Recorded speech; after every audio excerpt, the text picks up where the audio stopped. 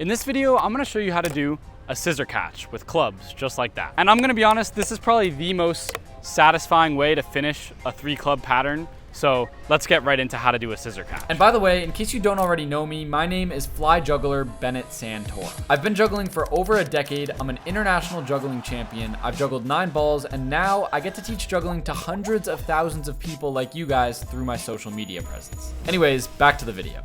Okay, so the way a scissor catch works is you're using 2 clubs and it creates this kind of gap between them, and you're using the knob of the other club to get it through, and so it stays up like this. And so even if I shake it pretty hard, this club is not gonna fall through, it's gonna stay there. So yeah, if you do the scissor catch right, you will be able to get it with pretty much 100% certainty. Like, it's not gonna slip through, even if I hold it really loose. Like, I have to hold it really loose for it to slip through. If I have a tight grip on it, it will stay right in there. And from there, you can even flip it back up into the pattern. So for example, you could do a scissor catch and then go right back into the juggling pattern by looping it back up from the scissor. So that's another cool thing. So anyway, let's get right into how to actually do the pattern now. So you can start by just holding 2 in one hand like this. I prefer the under grip like this.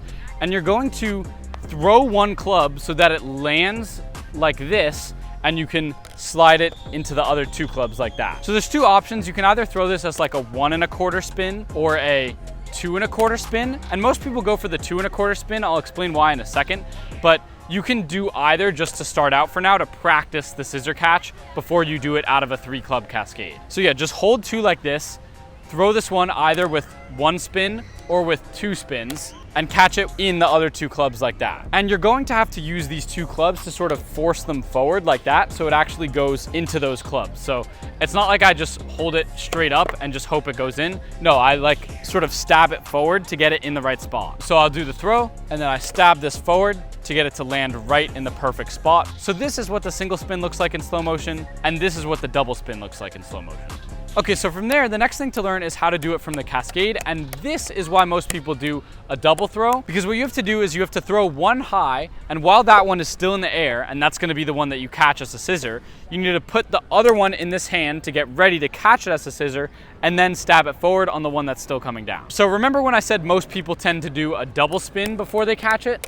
Well, this is why, because you have to do a pretty high throw to give yourself enough time to catch it anyway, that most people just say, you know what, I'll just do a double spin since I have to throw it high. Now you can do it as a single, but it's probably gonna be a bit harder because you're gonna have to kind of do it lofty like that. But if you can do it as a single, then that's up to you. But I'd recommend trying to do it as a double because it's a little bit easier. So the first thing you could do, even just to get the timing down, is to throw a double spin, put this in your hand, and let that other club drop. Just make sure you are able to get this handoff nice and quick under that other throw. So once again, you're doing the juggling pattern. You throw one up high, you toss it across, and then you let this one land. Then as you get faster with it, you can try to go for the scissor catch while you do it. So 1, 2, and then try to go for the scissor catch. Now you might not get it at first. It might get intercepted at the wrong time. That's fine. The most important thing is to make sure you have enough time to actually do the scissor catch and that it's landing in the right location. Even if you don't get it, it's fine. As long as you keep practicing it and it's in the right location and it's high enough and you have enough time, you will start to get it with enough practice. So I would continue to just practice that. Double throw,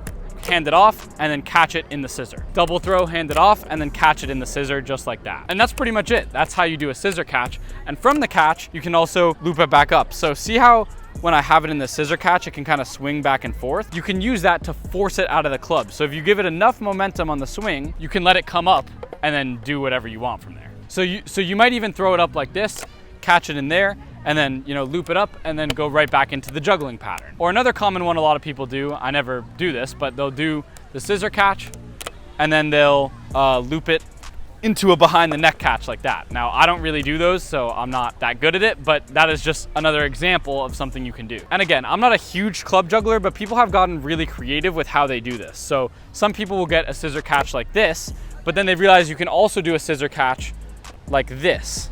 So they catch the scissor between the 2 knobs rather than between the 2 fronts. Or they catch it in an inverted position like this, or an inverted position like behind their shoulder, even like this. So this first scissor catch is actually just the beginning of the total amount of different scissor catches that you can do. So like this, you could do it like this, you could do it like that.